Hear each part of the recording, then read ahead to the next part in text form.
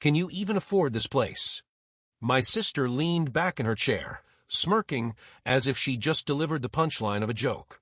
The linen tablecloth, the crystal glasses, the low golden lights of the restaurant, it was all designed to impress. And clearly, she thought it was too much for me. Her voice carried farther than she realized. A couple at the next table glanced over, then quickly looked away. Heat crept up my neck, but I forced a calm smile. "I'm fine," I said, setting the leather-bound menu down. "I can cover my meal." Her eyebrows arched dramatically, as if I'd just confessed to sneaking into the restaurant with counterfeit bills. "Cover your meal," she scoffed. "Sweetheart, the wine alone here costs more than your monthly groceries." She glanced at our mother, who tried but failed to hide a laugh behind her napkin. My brother-in-law shook his head with that smug, approving grin he always wore when my sister put me down. I kept my hands folded neatly on the table, refusing to let them see the tremor in my fingers. "You don't have to come to these dinners," my sister continued, lowering her voice to a stage whisper. "Honestly, you'd be more comfortable at, well, someplace with laminated menus." Her husband chuckled. My mother gave a little sigh, as if she pitied me. I wanted to sink into the velvet chair, vanish into the background like I had so many times before. But I had promised myself, this night would be different. The waiter approached just then, his posture perfect, his expression professional. He set down water glasses, then glanced briefly at me. His eyes lingered, recognition flickering there. My sister didn't notice. She was too busy smirking. "You know," she said loudly, "I almost feel bad for you. It must be exhausting pretending you belong here." The waiter straightened, his gaze shifting back to her. And then, in a voice just as calm as it was clear, he said, "Actually," the waiter said evenly, "if anyone here belongs, it's her." He nodded slightly in my direction. The table fell silent. My sister blinked, her smirk faltering for the first time that evening. "Excuse me," she asked, her voice suddenly sharp. The waiter didn't flinch. "Miss, I just wanted to say it's an honor to see you here again. Your last visit meant a lot to the staff." I felt a dozen eyes on me, my sister's, her husband's, my mother's, even curious diners at the next table. My pulse quickened.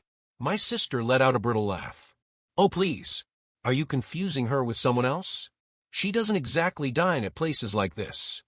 But the waiter wasn't confused. He glanced at me, his expression softening. "No, I remember perfectly. You hosted that charity dinner last spring, right? The one for children's scholarships." My stomach tightened. I hadn't told my family about that night. They didn't know I'd been quietly working with a foundation to sponsor underprivileged students.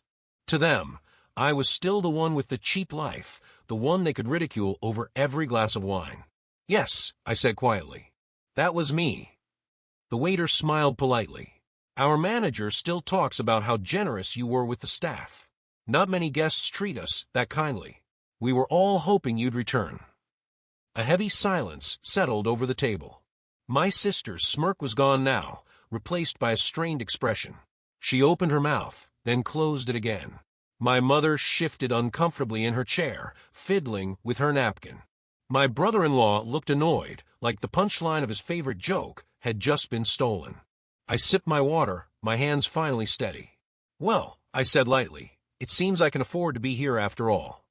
The waiter gave the slightest bow and left us to stew in the silence he'd created.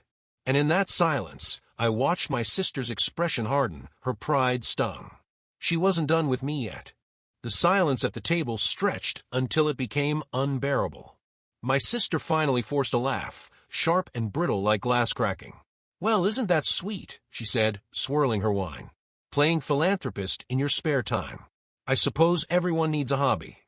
Her words dripped with sarcasm, but the edge in her voice betrayed her irritation. She wasn't used to being upstaged, least of all by me.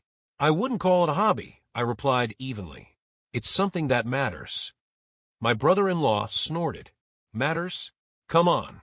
You probably gave them, what, $50? Enough to make yourself look good and get a thank you note." My chest tightened, but I kept my voice calm. It was a bit more than that. "How much then?" my sister pressed, leaning forward like a predator catching the scent of prey. Her eyes gleamed, convinced she'd cornered me. Before I could answer, the waiter returned with the wine list. He set it down with a quiet elegance, but not before glancing at me again. Your foundation's contribution covered an entire year's tuition for 12 students, he said softly, almost as if it slipped out by accident. I froze. My sister's wine glass clinked against her teeth as she stared at me, wide-eyed. 12, she echoed, her voice cracking. The waiter gave a polite nod and stepped away again, leaving his words hanging in the air like a bomb that had just gone off. I could feel my mother's gaze boring into me, torn between disbelief and something else, something dangerously close to respect. My sister, though, wasn't ready to give up. Her lips curled into a sneer. So that's where all your money goes. Explains why you live in that shoebox of an apartment. No wonder you never join us for vacations. I set my fork down carefully, my hand steady now. You mistake priorities for poverty, I said. I don't measure my life in vacations or handbags. I measure it in what I can build. The words surprised even me, but they hung there, undeniable. My sister blinked, speechless for once. But the storm gathering in her eyes told me this wasn't over. The storm in my sister's eyes was like thunder rolling in, quiet for now, but ready to erupt. She hated being outshined, especially in front of my mother. For as long as I could remember, she had been the golden child, the one praised at every dinner table, the one whose smallest achievements were magnified while mine went unnoticed. When we were kids, she'd bring home a drawing from art class, and my parents would pin it to the fridge like it belonged in a museum. I'd bring home a report card with straight A's, and my mother would just nod and say, "That's expected from you." Now, here in this gleaming restaurant, the roles had flipped, and she didn't know how to handle it. "Well," she said finally, her voice pitched just a little too high, "I suppose that's admirable. But let's be honest, will you really have to show for it? No family, no house, no car that doesn't sound like it's choking when you start it." Her husband chuckled at that, and my mother pressed her lips together, as if she didn't approve of the cruelty but wasn't willing to defend me either. I leaned back in my chair, letting her words hang in the air before I answered. "What I have to show for it," I said slowly, "are kids who now have a chance to go to college. Kids who won't have to hear their parents say they can't afford it. That's worth more to me than granite countertops or leather seats in a car." For the first time, my sister's laughter faltered. She took a quick sip of her wine, avoiding my eyes. But my brother-in-law wasn't finished. "That's nice and all," he said, waving his fork dismissively, "but let's not pretend you're some kind of saint. People like you donate for recognition. Admit it, you love the attention." Recognition. I raised an eyebrow. Funny, I never mentioned any of this to you, or to anyone at this table. If I wanted attention, don't you think I'd have bragged about it years ago? That shut him up for a moment, though his face twisted with annoyance. The waiter returned then with a tray of appetizers, golden bruschetta, delicate scallops, a tower of paper-thin carpaccio. He set each plate down with care, but when he placed mine, he did something subtle. A tiny bow of his head just for me. It wasn't for the table. It wasn't for the family. It was for me. And my sister noticed. Her smile sharpened, brittle as ice. "You must be quite the favorite guest," she muttered. I shrugged. Or maybe kindness is more memorable than arrogance. The air at the table shifted, tense and heavy. My mother finally cleared her throat, trying to smooth it over. "Let's just enjoy dinner. No need for all this bickering." But the damage was done. My sister had started the game, and for the first time in my life, I wasn't playing defense. As the evening went on, the courses arrived: velvety soup, roasted duck, hand-cut pasta with truffle shavings. Each dish was exquisite, but each bite tasted better, knowing my sister was slowly losing control. At one point, when the sommelier arrived to present a bottle of vintage Bordeaux, my sister made another attempt. "Be careful," she whispered loudly enough for the table to hear. "One glass of this could equal your entire week's salary." I smiled, lifting my glass gracefully. Then I suppose I should savor it. But before I could take a sip, the sommelier turned to me. "It's on the house, madam," he said warmly, "in honor of your previous generosity." I froze, the glass halfway to my lips. My sister's eyes widened, and her husband nearly choked on his pasta. The sommelier bowed and left, leaving me to absorb the weight of his words. Previous generosity. They all knew now. My family had spent years painting me as the struggling one, the embarrassment, the afterthought. And yet here I was, being honored in a restaurant they thought was beyond me. My sister tried to laugh it off, but the sound was hollow. Well, well. Looks like you've been keeping secrets. I set my glass down carefully. Not secrets, I corrected. Just things you never cared enough to ask about. The silence that followed was thicker than the richest sauce on the table. My mother shifted again, clearly uncomfortable. My brother-in-law's smirk had vanished. And my sister, she was staring at me as though I were a stranger. I almost felt sorry for her. Almost. But then she leaned forward, her eyes glinting with that familiar competitiveness. Fine. You had your little moment. But let's be real. You can't possibly keep this up. One generous act doesn't make you successful. We both know who's really winning in life. I smiled, calm and steady. Do we?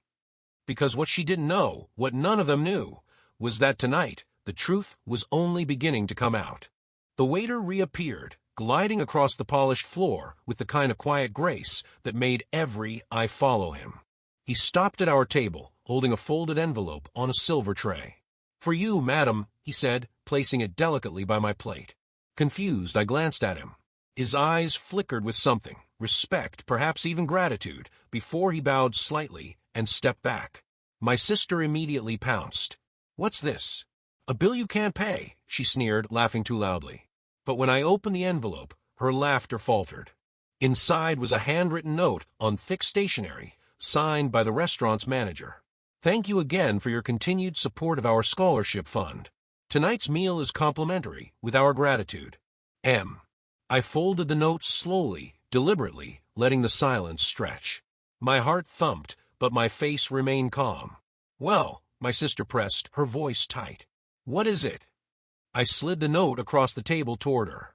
She snatched it up, her eyes darting over the words. For a moment, her expression was priceless. Shock, disbelief, then a flash of humiliation as the truth sank in. This is ridiculous, she stammered, shoving the note back, as if it burned her fingers. They probably do this for everyone. The waiter, still standing nearby, spoke gently. No, madam. This is only for select patrons who've made a lasting impact. She is one of them. Gasps rose softly from a nearby table. My mother's face flushed crimson, while my brother-in-law sat back in his chair, his smirk gone, his mouth pressed into a thin, annoyed line. I let my eyes meet my sister's across the table. For years, I'd endured her jabs, her mockery, her endless need to prove she was above me. But now the balance had shifted.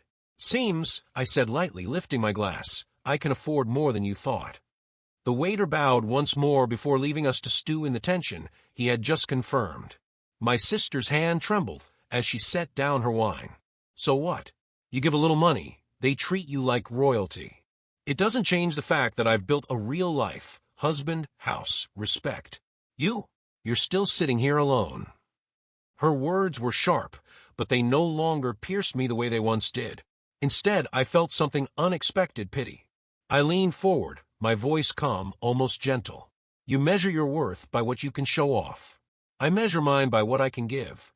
Maybe that's why we'll never see life the same way. Her face tightened, her jaw clenching so hard I thought she might break a tooth. For once, she had no quick retort.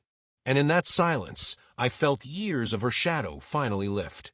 But the night wasn't over. She still had one card left to play, and I knew she'd use it. The tension at the table was so thick, I could almost taste it. My sister sat rigid, her knuckles white against the stem of her wine glass. I recognized that look. She wasn't finished.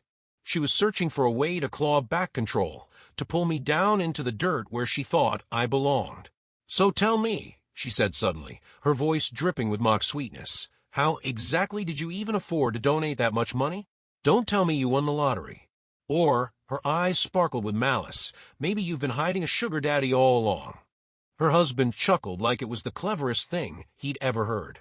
My mother gasped softly, scandalized, but didn't rush to defend me. Typical. I set my fork down slowly, wiping my mouth with the linen napkin. My heart pounded, but my voice came out steady, calm. I earned it. She laughed, sharp and loud. Earned it? Doing what? Your little side jobs? Please, be serious for once. The waiter, who had been clearing a nearby table, paused briefly. He looked at me, then back at my sister, his brow furrowing as though her words offended him personally. I inhaled deeply. Part of me wanted to keep quiet, to let the moment pass. But another part, the part that had been trampled for years, was done hiding. I built a business, I said firmly. Quietly. On my own. While you were busy mocking me, I was signing contracts, building clients, expanding. I don't brag about it because I don't need validation. But yes, that's how I afforded it. The table fell silent again. My mother's fork clattered against her plate. My brother-in-law frowned, clearly trying to process the idea that I had succeeded at something he hadn't even known about. My sister scoffed, though the sound lacked its usual confidence. A business? Don't be ridiculous. If that were true, we'd have known about it. I leaned back, folding my arms. No, you wouldn't, because you never cared enough to ask. The words landed like a stone in water, rippling outward. For once, it was my sister who looked small, her face tightening as though she'd been slapped. The waiter cleared his throat gently. She's telling the truth, he said quietly, as though compelled to step in. I know because our manager mentioned her company during last year's fundraiser. They credited her for covering nearly all the event costs. Without her, it wouldn't have been possible. My sister's eyes widened, her mouth opening and closing like a fish gasping for air. Her husband muttered something under his breath, too low for me to catch. I didn't gloat. I didn't raise my voice. I simply picked up my glass of water, sipped, and set it down again. For the first time in years, I didn't feel like the outsider at the table. I felt like someone who belonged, not because of the restaurant or the money or the recognition, but because I had finally stopped apologizing for who I was. My sister narrowed her eyes at me, her voice dropping to a hiss. You think you're so much better now, don't you? I met her gaze evenly. No, I just don't think I'm less. Her face flushed crimson, and I knew I had struck the nerve she'd been protecting for years. But even then, I could sense it. She wasn't finished. She was about to dig deeper, to drag out something personal, something cruel. And when she did, the entire table would never forget it. She leaned forward, her eyes glittering with venom. You know what? Let's stop pretending. Everyone here knows why you're single. Why no one decent ever sticks around. It's because you're boring.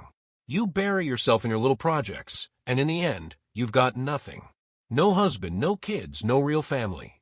Just a sad little apartment and a charity complex. Her words landed like knives, sharp and deliberate. My mother shifted uncomfortably, but she didn't speak. My brother-in-law smirked, clearly enjoying the show. For a moment, I sat there, the sting of her cruelty pressing against my chest. Once that would have broken me. Once I would have left the table in tears, humiliated. But not tonight. I looked at her calmly, my voice steady. You're right. I don't have a husband or kids. But that doesn't make me less. It just means I chose differently. I chose to build something of my own, instead of clinging to someone else for status. Her eyes narrowed. Oh please. You're just bitter. Jealous even. The waiter, who had been hovering discreetly with a tray of fresh bread, suddenly spoke. Funny, he said carefully. From where I stand, she doesn't look bitter at all. She looks fulfilled. The entire table turned to him, shocked. A waiter, interrupting a family spat? My sister's face twisted in outrage. Excuse me? Do you think anyone asked for your opinion? But he didn't flinch. His gaze flicked to me, respectful, almost protective. When someone spends their time helping others rather than tearing them down, it speaks for itself. Not everyone at this table can say the same. A ripple of murmurs rose from nearby diners who had clearly overheard. My sister froze, realizing people were watching her. For someone who thrived on appearances, it was a devastating blow. Her face reddened as she hissed, unbelievable. You've got the staff wrapped around your finger. What did you pay them off to? I exhaled slowly, then leaned in, lowering my voice so only she could hear. No, I just treat them like human beings. Maybe you should try it. For the first time all evening, she had no comeback. Her mouth opened, then snapped shut. She looked down at her plate, furious but cornered. I straightened in my chair, the tension in my chest dissolving. For once, I didn't feel small. I didn't feel like the family's embarrassment. I felt seen. The rest of the table sat in awkward silence. My mother cleared her throat, clearly desperate to change the subject, but the shift had already happened. The waiter's words lingered in the air like a verdict. And though my sister would never admit, I could see it in her eyes. She had lost. Still, I knew her well enough to realize this wasn't the end. She'd bide her time, wait for another opening. But what she didn't know was that I wasn't afraid of her anymore. Dinner continued, but the atmosphere had changed. The clinking of cutlery and the soft hum of conversation filled the room, yet at our table the air was dense, charged with everything left unsaid. My sister had fallen unusually quiet, sipping her wine in sharp, deliberate gulps. That silence was more unnerving than her words. It meant she was thinking, calculating. I cut into my duck slowly, savoring the tenderness, while inside, adrenaline still raced through me. The old me would have been trembling, ready to retreat at the first sign of conflict. But now I sat tall, letting the weight of my sister's defeated expression sink in like a fine dessert melting on the tongue. But just when I thought maybe, just maybe, the evening would pass without another blow, she struck again. "You know what's funny?" she said suddenly, her voice deceptively light. "All this talk about charity and success, but you've never once invited us to see where you live. It's always excuses, always too busy. I bet it's because your apartment is as pathetic as your love life." Her husband snorted, shaking his head, as if he agreed wholeheartedly. My mother winced, though she said nothing. I set my fork down carefully and met her gaze. "I don't invite you," I said, "because my home is my peace. And peace is something I won't let you mock or trample on. Simple as that." She raised her brows, smirking again. Peace or shame? The words hit hard, sharper than she realized. A part of me, small but real, still remembered the nights I cried alone in that apartment, wondering if maybe she was right. But before I could answer, the waiter returned with the next course, delicate lamb chops with rosemary juice. As he placed the plates, he glanced at me and spoke gently. "Miss, the chef wanted me to tell you that the dessert course tonight is dedicated in your honor." The table froze. "In my honor?" I asked, startled. "Yes," he nodded. "It's a special dish inspired by the charity gala last spring. You may not know this, but the funds raised that night allowed 3 of our own staff's children to attend school. The chef never forgot." The room tilted slightly, as if the ground itself had shifted. My throat tightened, emotion swelling inside me. My sister's jaw dropped. "You've got to be kidding me," she spat. "Dessert dedicated to her?" The waiter's tone remained professional, but there was an edge of quiet pride in his words. "It's the least we can do." Gasps rose again from nearby diners, and I realized with a jolt that our family drama had turned into something of a spectacle. People weren't just eating their meals anymore, they were watching us. Watching me. My sister's face burned crimson, her pride collapsing under the weight of it all. She pushed her plate away with a clatter. "This is ridiculous. You're all acting like she's some kind of hero." I turned to her calmly, my voice soft but firm. "No, not a hero. Just someone who finally decided not to live for your approval." Her mouth opened, ready to spit back fire, but then she caught sight of the stares around us, the disapproval, the judgment. For someone obsessed with appearances, that was the dagger. She sat back in her chair, furious but silenced, her wine glass trembling in her hand. And for the first time in years, I realized something powerful. I didn't need to win her over.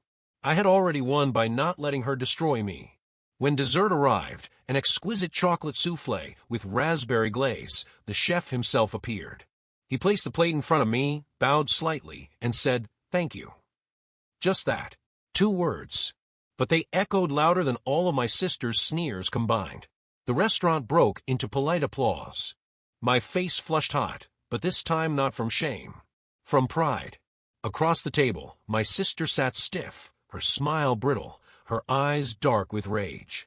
But beneath all that fury, I caught something else in her expression, something she'd never admit. Fear, because she had finally realized her power over me was gone. The applause faded, replaced by the gentle hum of conversation, but I could still feel the weight of it lingering. My sister's face was a mask of forced composure, but her clenched jaw betrayed her fury. She wasn't used to being outshone, especially not by me. "Enjoy your little moment," she muttered under her breath, stabbing at her plate of untouched lamb. It won't last. People always get tired of charity cases. I tilted my head, meeting her glare without flinching. Funny. From where I sit, the only one tired is you. Tired of pretending your life is perfect when it's built on envy. Her fork froze midair. For a heartbeat, I thought she might actually throw it at me. My mother gasped. "That's enough, both of you," she whispered harshly. But her voice trembled, as if even she wasn't sure which side to take anymore. I leaned back, folding my hands in my lap. I don't need this dinner to prove myself. I know who I am. Can you say the same? Her laugh was sharp but hollow. Of course I can. I have everything. A husband. A house. Status. The waiter, who had been passing by, paused and looked at her with an almost pitying expression. "And yet," he said softly, "you don't look happy." The words were simple, but they hit harder than anything I could have said. My sister's face drained of color, her mouth working soundlessly. My brother-in-law shifted uncomfortably, suddenly very interested in his wine glass. For once, she had no clever reply. The rest of the dinner unfolded in uneasy silence. Plates were cleared, coffee was served, but no one dared to pick up the threads of conversation. My sister sulked in her chair, her power dimmed, while I sat steady, a quiet strength humming inside me. When the bill finally arrived, the waiter placed it discreetly at my side. I opened it, expecting to find an astronomical number, but instead there was only a single line. "Paid in full with our gratitude." I felt my chest tighten. Slowly, I closed the folder and set it aside. My sister's eyes narrowed. "Let me guess," she hissed. "Another gift. Another reminder that you're everyone's favorite charity queen." I looked at her, not with anger, but with something closer to peace. "No," I said softly. "Just a reminder that kindness leaves a longer mark than cruelty." The words seemed to echo in the quiet around us. For once, I didn't feel like the shadow at the table. I felt like the sun breaking through after a storm. And though I knew my sister would never admit defeat, I also knew something had shifted forever. Tonight, she hadn't just lost her power over me. She'd lost her audience. We stepped out of the restaurant into the cool night air. The city lights shimmered against the dark sky, the street buzzing with quiet elegance, valets in pressed uniforms, couples laughing as they waited for their cars. My mother walked ahead with my brother-in-law, whispering something I couldn't hear. My sister lingered beside me, her heels clicking angrily against the pavement. She finally snapped. "Don't think this changes anything," she spat. "You'll always be the odd one out. The disappointment. Tonight was just a fluke." I turned to her, calm, steady. For years, her words would have broken me. Tonight, they didn't even sting. "No," I said softly. "Tonight wasn't a fluke. Tonight was proof. Proof that I don't need your approval or anyone else's to know my worth." Her mouth opened, ready to fire back, but I didn't give her the chance. I walked toward the curb, where a valet held open a sleek black car door. The waiter stood there too, having finished his shift. He caught my eye, gave me a small nod, and said just loud enough for my sister to hear, "Good night, Mississippi. Thank you again for everything you've done." My sister's face twisted, her jaw clenching so tight I thought it might crack. For once, she had no words. I slid into the car, the door closing behind me with a satisfying thunk. Through the window, I saw her standing on the sidewalk, trembling with rage, her perfect smile finally shattered. As the driver pulled away, I leaned back in the seat, exhaling for what felt like the first time in years. The city blurred past, but inside me, everything was sharp, clear. I realized then that my sister had been right about one thing. Things had changed, but not in the way she thought. Because tonight, in that restaurant, I didn't just win an argument. I reclaimed myself. And from that moment on, I knew I would never let her or anyone else make me feel small again.